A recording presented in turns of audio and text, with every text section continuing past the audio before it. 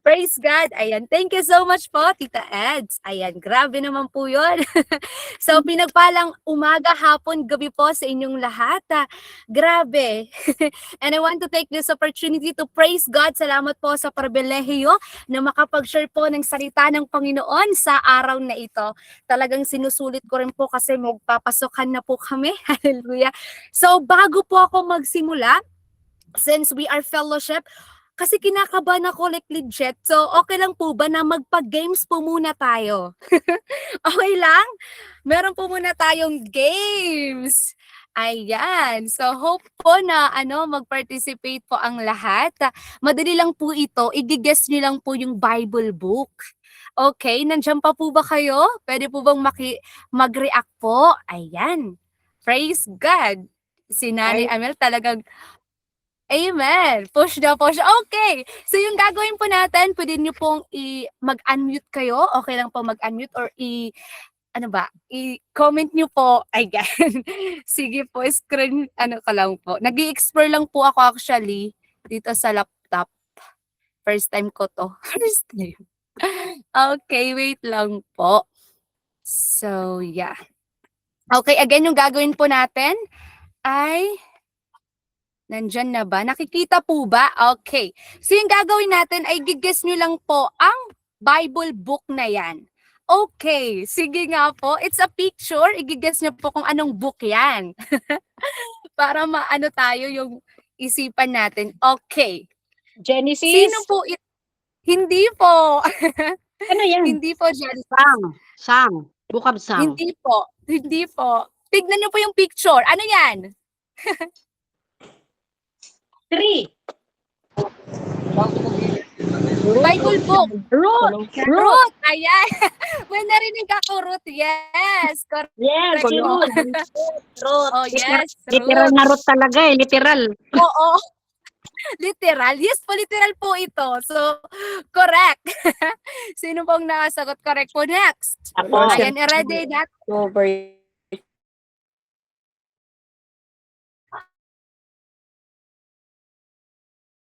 Wait lang po. Ito, ano to? Judge. Judge. Okay. Judge. Yes. Judge. Judges. Judges. Yes po, correct. Judges. Di ba madali lang? Next. Ito, ano to? Kaya nyo yan. At the Bible cross. book. Hindi po, Bible book po rin. Ano? Exodus. Hindi po. Ipagdugtog nyo lang po ito. Yan eh, kay Justice. Hindi po. at Tate. Wait lang. May narinig ako. Titus? Oo. Yes, Titus. Opo, kasi ito Tay, kasi ito Tus. No? Titus. Titus. Opo. Yun po yung mechanics. Okay. Ang galing. Next. Ito ano to? Micah. Micah. Yes. Correct po. Yes po, Mike. Oh, Micah. Oh, di ba? Micah. Lang daw, Okay, ang lang. galing. Micah. Okay, next. Micah. Ito. Ano to? Anong Ecclesia. book po ito? Ecclesiastes siya? Justice. Ba't blanco? Hindi po. Ay. Ano yung ano niyan? Symbol niyan? Corrections. Corinthians? Hindi po. Hindi po. Makikita po sa sa New Thessalonians. Testament. Thessalonians. Hindi po. Hindi. Check. Hindi po. Ezekiel. Sige, Mark. Mark. Yes, Mark. Tama. Mark. Mark, yes. Correct. Opo, Kanina. Mark. Kasi di ba, check. Okay, next. Ano po ito? Mas madali lang. Matthew. Yes. Correct. Para Ang galing ka. naman. Okay, next. Ito. Exodus.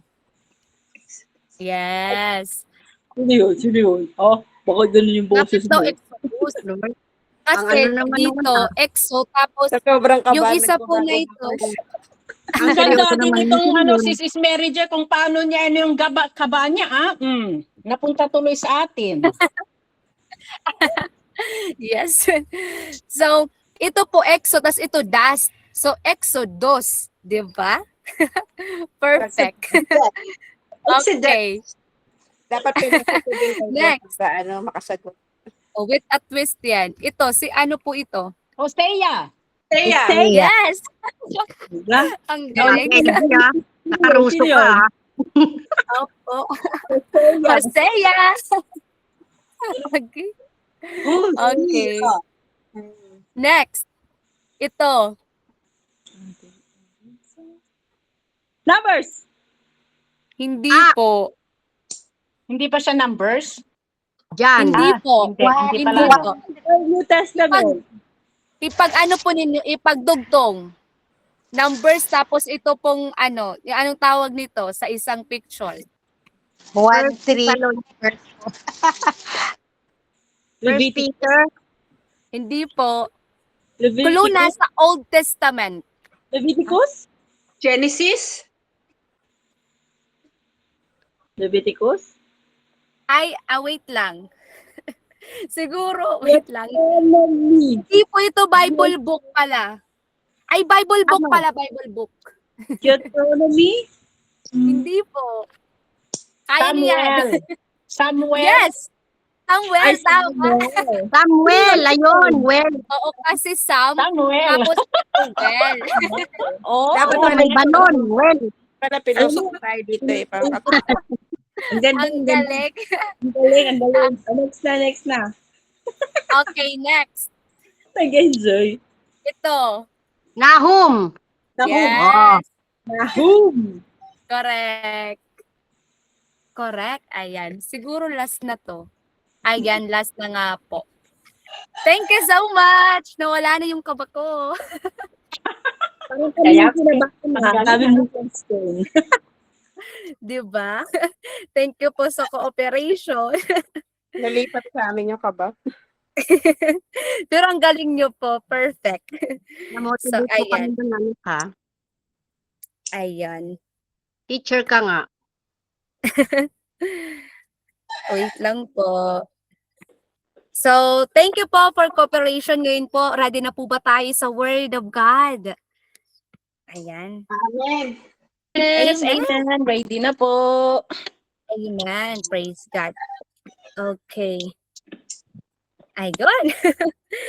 Ayan. So, yung pag-uusapan po natin this day ay patungkol po sa moving forward with unshakable faith. And I would like to thank God for this opportunity po again to share the word po. Ayan. Praise God. Thank you Lord, nabawasan yung kaba ko. So ngayon, para mas mabawasan pa, tayo po muna ay manalangin. Hallelujah. Let's pray and let's acknowledge God na talagang yung salita po ni Lord ay hindi manakaw. Amen. Talagang tumimo sa ating mga puso.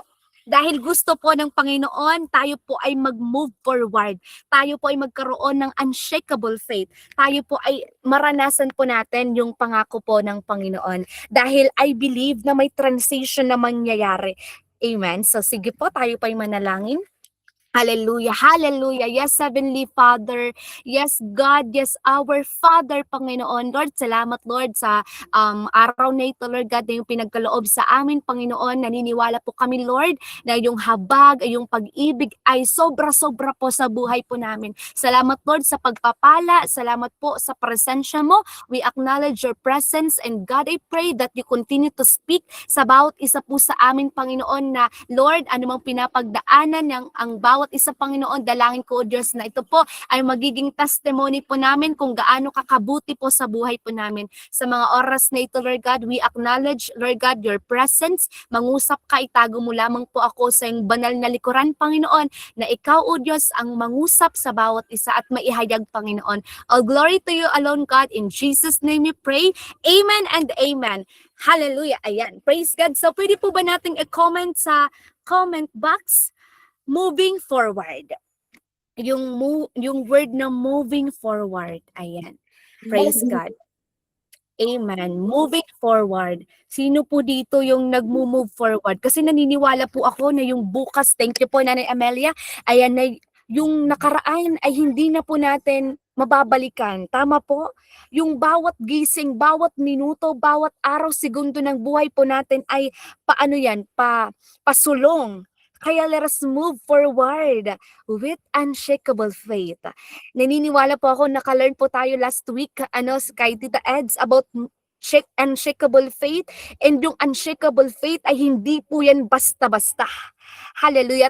At ang mga anak po ng Diyos ay hindi po yan basta-basta dahil precious yan sa Lord. At lalo na yung mayroong unshakable faith. Hindi lang basta faith, kundi merong unshakable faith. Ayan. So yung a transition is a change or movement from one stage, condition, idea, or situation to another. So, naniniwala po ako na lahat po tayo dito ay meron pong tinatawag na transition. 'Di ba po? May transition. Ayan. Ano yung transition na to? Ano yung meaning ng transition na ito?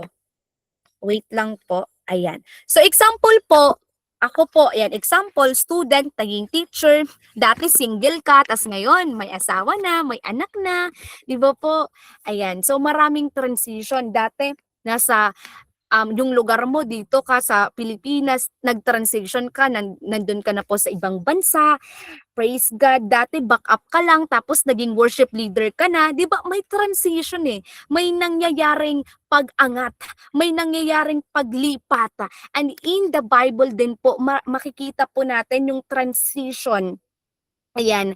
And even po yung location natin, nagkakaroon po ng transition. Even sa school, from elementary, naging high school, 'di ba po? Ako po, example ako, ngayon magtra-transition po ako to third year college. Thank you Lord. So mayroong transition. And most of people ayaw ng transition. Bakit? Kasi po uncertain, uncomfortable, tapos mas mabigat yung responsibility. 'Di ba po, dati yung childhood naman parang wala ka namang iniisip na iba, pero ngayon, hallelujah, 'di ba? Pabigat, padami ng padami ang iniisip po natin, lalo na po kayo po na mga woman of God na nandito na nanay, 'di ba? Ang dami niyo pong ginagawa para sa Panginoon, para sa pamilya, sa mga anak. So grabing transition, 'di ba? Gusto natin maging baby, no? Na tayo yung yung inaalagaan, 'di ba? Pero may transition eh. Even our Christian life, dati ikaw yung ini-invite lang, pero ngayon ikaw na yung nag-i-invite, dati ikaw lang yung ini-encourage, ngayon ikaw na yung nag-i-encourage sa ibang tao. Dati paupo-upo lang po tayo, pero ngayon, hallelujah, nandyan ka na sa stage, ginagamit ka na ng Panginoon. Amen. So may transition na nangyayari. Kasi nga po, hindi po always nandyan ka lang. 'Di ba po? And that's life. Yun yung buhay. Ako po honestly, para yung word na to para sa akin. Kasi hallelujah, 'di ba medyo may takot eh kapag ano kayang mangyayari, 'di ba? But God wants us to move forward with unshakable faith. Glory to God. Kaya naniniwala po ako na hindi po aksidente kung bakit ka naririto. Amen. Glory to God. So, ayan. Next. So, grabe no, conclusion agad tayo. Conclusion agad. So, ano yung transition? Transition is moving from where you are to where you are meant to be.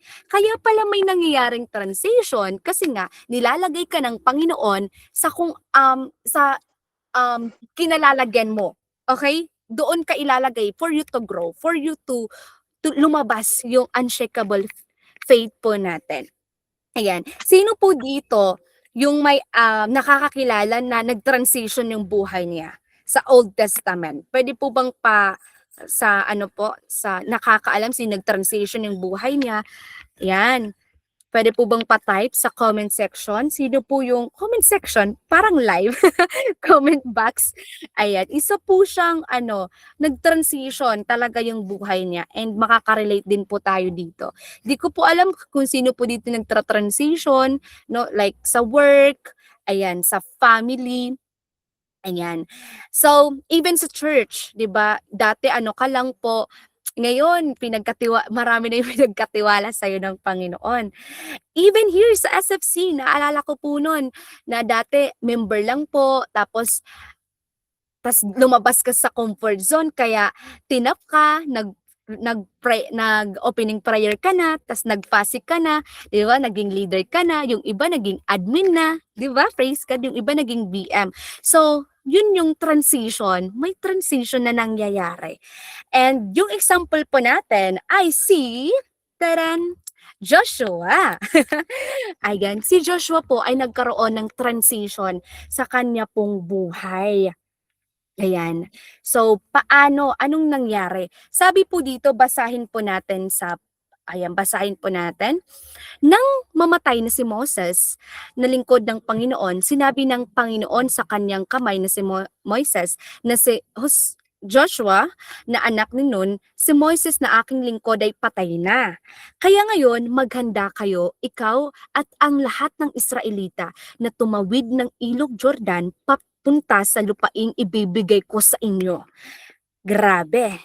Naniniwala po ako, ayan, question ko pala, para sa inyo, sino kaya yung magiging Moses ng buhay, ay magiging Joshua ng buhay mo? 'Di ba kasi si Moses nalaman po natin no yung story, namatay po siya.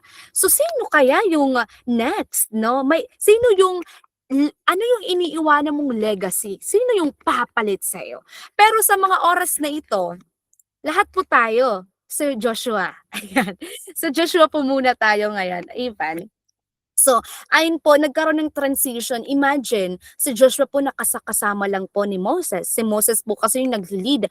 Pero ngayon, na namatay na po si Moses, ay na-transition or nailipat na kay Joshua ang responsibilidad or ang paglilid. At hindi lang po siya paglilid kasi kailangan ilid ni Joshua ang Israelita kay saan? Sa Promised Land.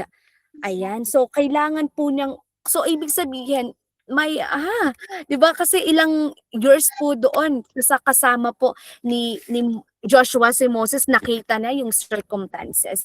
So I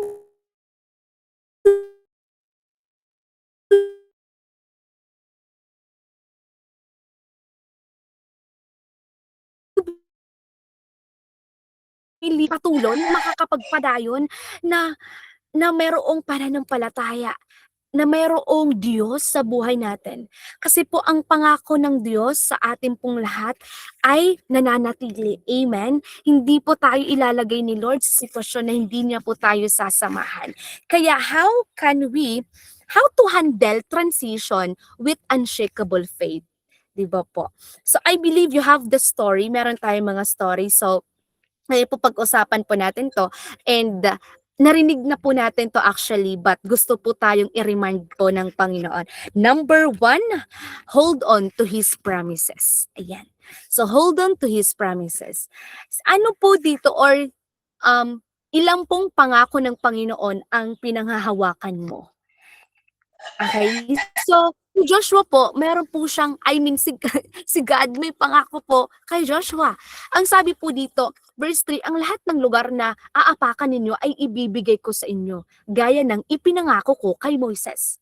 Di ba, ang hirap kaya mag-move forward ng walang pangakong pinanghahawakan. Di ba po? Verse 4, ito ang magiging teritoryo ninyo mula sa disyerto sa timog hanggang sa kabundukan ng Libanon sa hilaga, at mula sa malaking ilog, Euphrates sa silangan, hanggang sa dagat ng Mediteraneo sa kanluran, at ang lupain ng mga Hetyo. Walang makakatalo sa inyo habang ikaw ay nabubuhay. Praise God! Sasamahan kita gaya ng pagsama ko kay Moises. Hindi kita iiwan ni pababayaan. Glory to God. Ito po ang pinanghawakan ni Joshua. At ito po ang pangako po ng Panginoon. Amen. Kaya naniniwala po ako na yung makakapunta lang sa Promised Land, yun po yung mga tao na kumapit sa pangako ng Diyos. And I believe meron pong pangako si Lord sa bawat isa po sa atin. Kaya ang tanong, ano po yung pangako na pinangahawakan po natin? Pwede niyo po bang i-type sa comment box? Ano po yung mga verses or promises na pinapanghawakan niyo po sa mga oras na ito? Ayan, pwede po bang makita? Pwede po bang pa-share yung mga pangako? Kasi si Joshua, meron po siyang relationship kay Lord. And he knows the promises of God. Si Lord mismo yung nagsabi kung paanong sinamahan ni Moses, sasamahan din kita. Di ba po sometimes you have that situation na Lord, sometimes you just need to look back. Kung gaano ka pinagaling ni Lord, kaya ka rin pong pagalingin ngayon. Kung paano nag-provide si Lord dati, kaya niya rin pong mag-provide ngayon. Ayan, kay Tita Kat, Isaiah 41 verse 10, Jeremiah 20 verse 11. Praise God! I will never leave you nor forsake you. Amen! Ayan. Di ba po, ang sarap po na may pangako na pinangahawakan kasi mag-iba man po yung sitwasyon, mag-iba man po yung posisyon, mag-iba man po yung dadaanan mo. Pero po yung pangako po kasi ni Lord, hindi po nagbabago. Kaya mahalaga po na panghawakan po natin. And I believe sa proseso po, hindi po siya madali. Meron pong may mga pain, may mga pagsubok, may mga challenges na pagdadaanan po natin.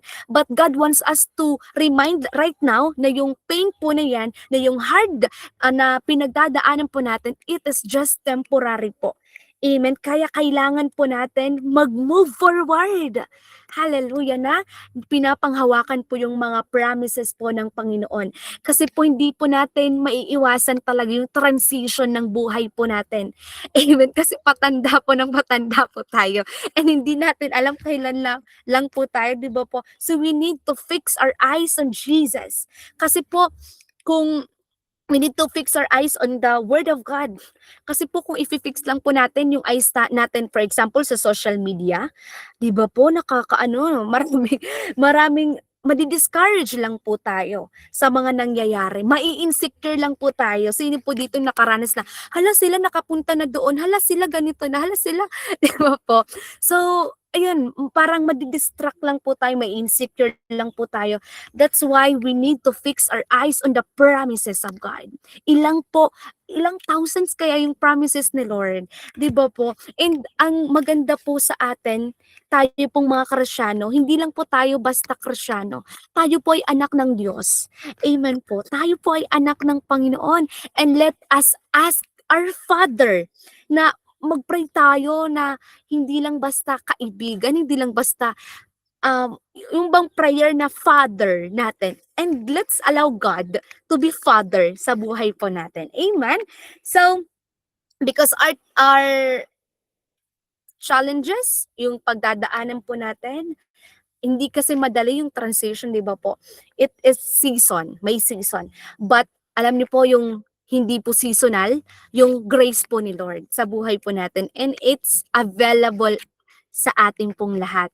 Ngayon, bukas. Amen? So, number 1, hold on to His promises. Panghawakan po natin yung pangako ng Diyos. Kasi po, again and again, magbabago man po yung posisyon or yung sitwasyon natin, yung pangako po ng Diyos ay hindi po magbabago. Praise God. Ang sabi pa po dito sa 1 Peter 5 verse 7, ipagkatiwala mo, wait lang. Okay, wait lang po. Nakikita. Okay. Ay, na-stop pala. Wait lang po. So, okay, wait lang. Na-stop ko po pala. Ayan, 1 Peter, sabi po sa 1 Peter 5:7, isa po ito sa pangako ng Diyos sa atin. Ayan. Minsan po kasi nakakalimutan po natin to. Amen po. Okay, basahin po natin. Nandyan na po ba? Ay ano ko pala yung stop share. Okay. Sabi po dito, ipagkatiwala niyo sa Kanya ang lahat ng kabalisaan niyo dahil nagmamalasakit siya sa inyo. Glory to God. Amen. Lahat daw po ipagkatiwala po natin sa Diyos dahil Nagmamalasakit po si Lord sa atin. And every promise of God is an invitation to trust Him beyond what your eyes can see. Amen. Praise God. So, yan po yung number 1. Next po natin. Number 2, trust Him or trust His plan. Ayan. Sabi po sa Jeremiah 29 verse 11, I thank you pala Ate J.E. sa paggawa po ng PPT. Thank you so much. Ayan. So, 11, sabi po dito, for I know the plans that I have for you, declares the Lord. Plans for welfare and not for calamity, to give you a future and hope. Glory to God. So yun po, mayroon pong pangako ang Diyos. Meron po siyang plano po sa atin. Kailangan po natin magtiwala. Ang sabi po kay Joshua, verse 6, sabi po dito, magpakatatag ka at magpakatapang. Pwede po bang pakisabi po sa sarili mo, magpakatatag ka at magpakatapang. Hallelujah. Dahil ikaw ang mamumuno sa mga taong ito para angkinin ang lupaing ipinangako ko sa inyong mga ninuno. Verse 7, magpakatatag ka lamang at magpakatapang. Sundin mong mabuti ang lahat ng kautusan na ibinigay sa iyo ng lingkod kong si Moises. Huwag mo itong kalilimutan. Okay, huwag mo itong kalilimutan upang magtagumpay ka saan man magpunta. Huwag mong kalimutang basahin ang aklat ng kautusan, pagbulay-bulayin mo ito araw at gabi upang malaman mo kung paano mo matutupad ng mabuti ang lahat ng nakasulat dito. Kung gagawin mo ito, magiging maunlad ang lahat ng iyong gagawin at magtatagumpay ka. Amen. So, sabi po dito ng Panginoon kay Moises na panghawakan, magtiwala, panghawakan, huwag kalimutan ang plano, ang promises ng Diyos. So, kailangan po natin na magtiwala po sa plano ng Diyos dahil gusto po ni Lord. Dalawa po kasi yung assurance na binigay ni Lord sa atin. Number 1, eternal life. Number 2, abundant life. And gusto ni Lord na mag-successful po tayo not in our own plan, but by His will, but by His plan, but by His ways. Amen? So, we need to be firm in the Word of God. Kaya po, again, inaalaw ni Lord yung mga shaking sa buhay natin. Anong aspeto po na anong aspeto ng buhay mo yung sinishake ni Lord ngayon? Inaalaw po ni Lord yon para po lumabas yung unshakable faith po natin. Para po lumabas yung trust po natin. Ako po personally, i-share ko lang po, meron po sa aking moment sa buhay, sa college life, nang nag-college na po ako, di ko alam bakit ganito. Pero every semester po, meron pong breaking talaga. Like, hindi lang siya pang one day, pang weeks po siya. And ayun po, like to the point na breaking moment, parang ayun nga, ang sakit lang sa dibdib, sakit sa dibdib. And ayun, nagkakasunod-sunod na yung mga pagsubok. And parang nawalan ka na ng gana and all. Pero doon ko na-realize na yung gusto pala talagang ipaunawa or makita ni Lord, yung trust natin.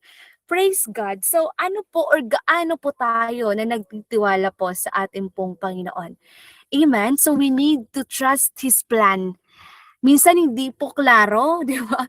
Pero po, nandito po ang Bible. Araw at gabi daw po natin itong pagbulay-bulayan. Glory to God. Amen. Number 3 na po, parang mahaba na ata. Number 3, rest in His presence. Ayan. Yes po, pasulong po tayo, pero po, okay pong magpahinga sa presensya po ng Diyos. Sabi po sa Joshua 1 verse 9, alalahanin mo lagi ang bilin ko sa iyo. Magpakatatag ka at magpakatapang. Huwag kang matakot o kaya'y manghina dahil ako ang Panginoon na iyong Diyos ay kasama mo kahit saan ka pumunta. Pwede po ba natin panghawakan yung promise na ito? Pwede mo po bang i-claim to? Babasahin ko po ulit and then i-claim po natin na para sa akin to. Hallelujah. Alalahanin mo palagi ang bilin ko sa iyo. Magpakatatag ka at magpakatapang. Huwag kang matakot o kaya'y manghina dahil ako ang Panginoon na iyong Diyos ay kasama mo kahit saan ka pumunta. Grabe no, kahit sa ibang bansa pa, sasamahan ka po ng Panginoon. Rest in His presence. Yung good thing po kay Lord, nakita po natin dito, paulit-ulit na sinabi na magpakatatag, magpakatapang. Di ba po sa verse 6, 7, and 9, inulit po ulit ni Lord. 3 times inulit po ni Lord. Dahil minsan po tayo, medyo makakalimutin. Ayan. At minsan naman pasaway. Kaya paulit tayong niraremind po ng Panginoon na may pangako po si Lord po sa atin. Kaya whatever season ka po meron, ako po nag-study, na yung iba po, sa trabaho, sa family, sa finance, God is there po sa atin. Whatever season we have, sasamahan po tayo ng Panginoon. At alam po ni Lord yung future natin. Amen. Kaya let's have a rest in His presence. Kasi kapag nasa presensya ka po ng Panginoon, meron pong peace. May assurance po. Amen. And meron pong assurance, and with Jesus, we have everything. Kaya it's okay to slow down. It's okay to feel weak sometimes. It's okay to rest. I know po na matapang ka. I believe na, alam ko po na you are strong, but allow God to be your strength. Diba po, minsan tao lang po tayo, nanihina, kailangan pumahinga, kaya it's okay. Kaya po, may labanan na hindi tayo yung lalaban. May labanan na si Lord po yung lalaban para po sa atin. Kaya rest in His presence. So, sa journey po ni Joshua, nalaman po natin, no, sa Exodus, na nakapunta po yung Israelites, nakapunta po sila sa Promised Land. Kaya po, in order for us, para pumunta or makapunta sa kalooban po ng Panginoon, number 1, kailangan po natin panghawakan ang pangako ng Diyos, kailangan po natin magtiwala sa plano ng Diyos, at kailangan po natin na magpahinga sa presensya po ng Panginoon. So ano po yung mga accomplishment ni Joshua? Yung accomplishment po niya, madami, di ba? Kaya iba rin po, no, kapag kasama mo si Lord, marami yung mangyayari. Madami kang magagawa para sa Panginoon. At hindi lang para sa Lord, para din po sa tao. Number 1, broke the walls of Jericho. 'Di ba? Nakita po natin 'yon. Ay nabasa. Number 2, so the sun stand still.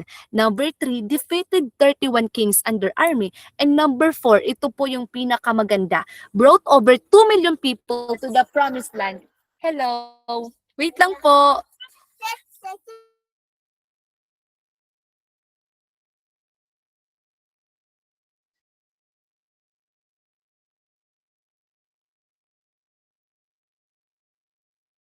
Ayan po. So, wait lang po.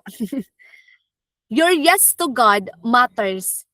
'Di ba? Kasi kung hindi po nag-yes si Joshua, hindi po makakarating yung yung Israelites sa Promised Land.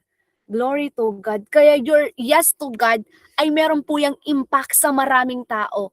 Your yes to God can have an impact to the next generation. Praise God. So whatever season or po tayo na magtiwala po sa ating Panginoon. Kaya kailangan po natin mag-obey kay Lord, mag-trust po sa proseso ng transition, sa new season. Hallelujah. Like Joshua, marami po siyang na-accomplish dahil po sa biyaya po ng Panginoon. Next. Ay, wait lang. Ayan.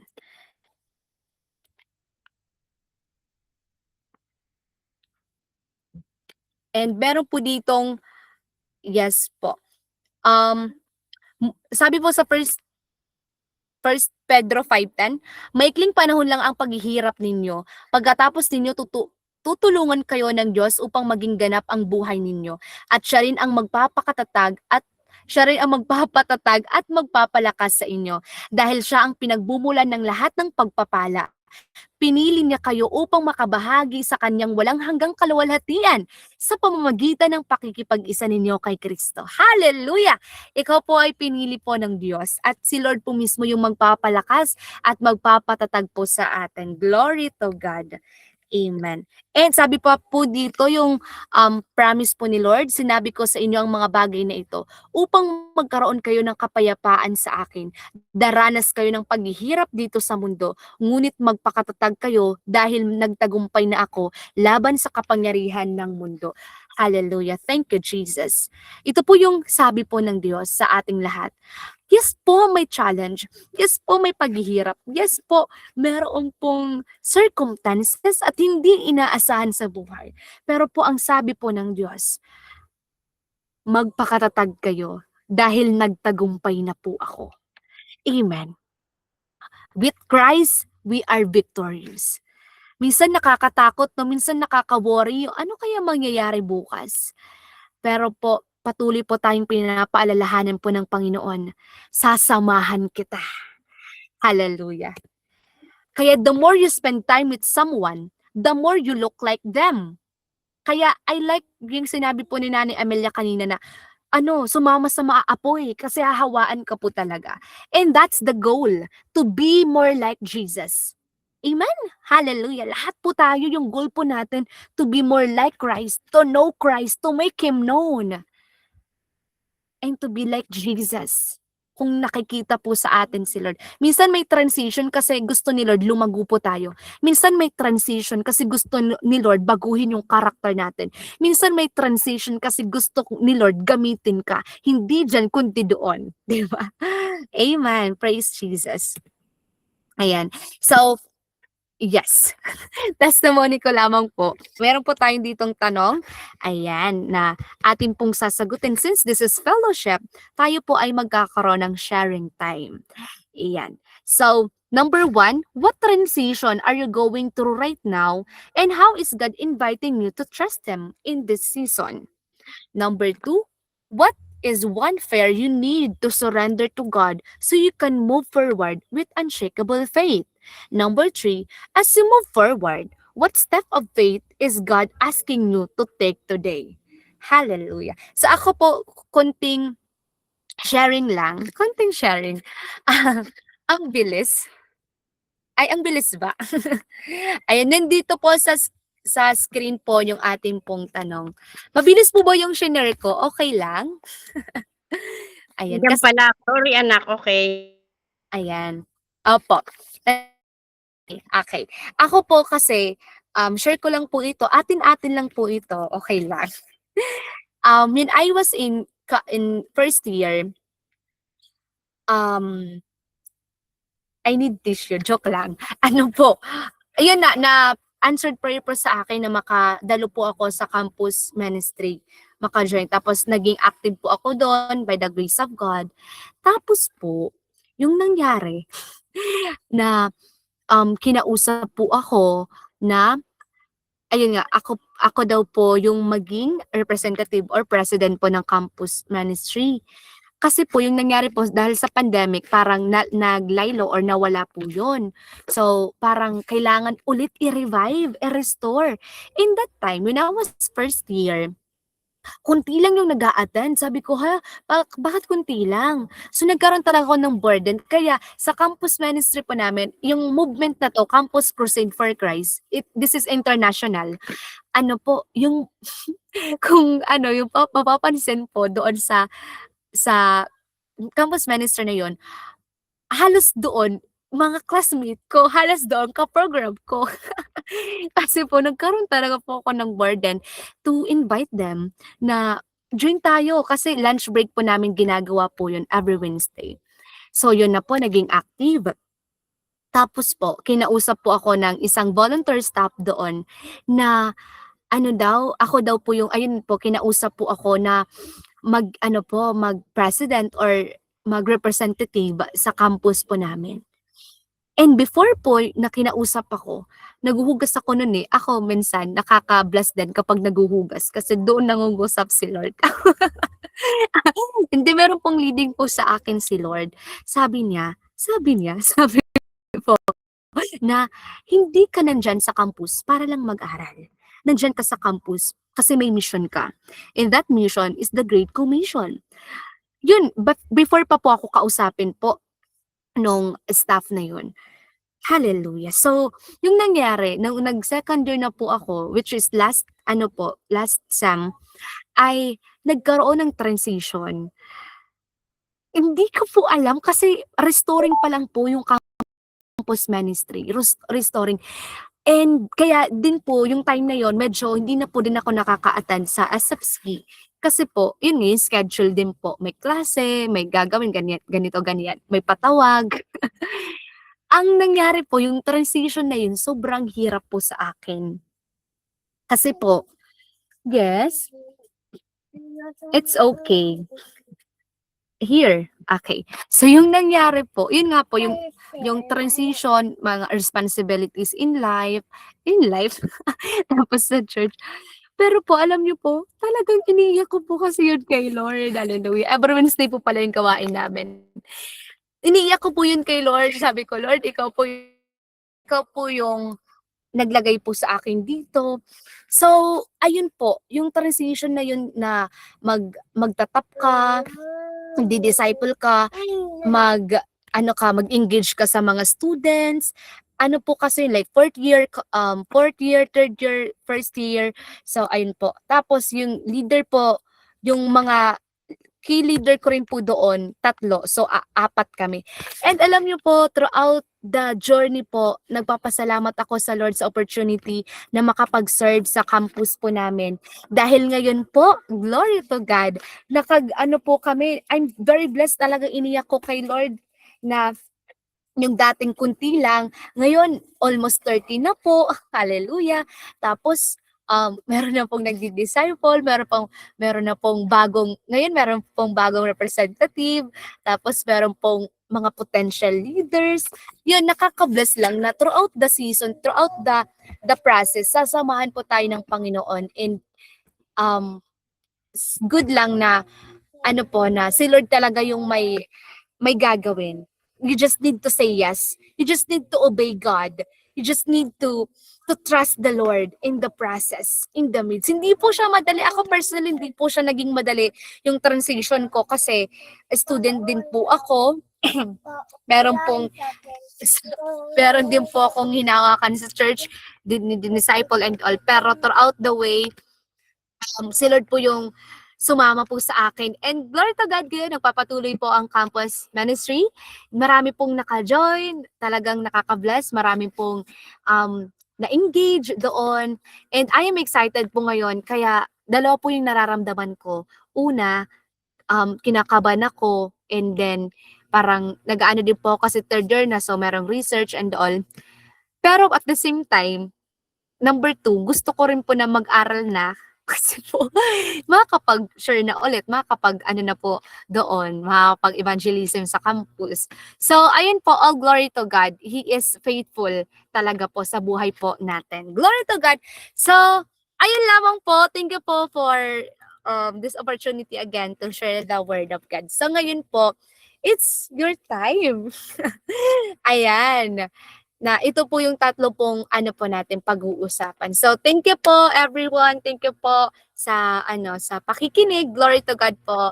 Back to you, Tita Eds. Amen! Hallelujah! Praise the Lord! Ayan, palakpakan po natin ang buhay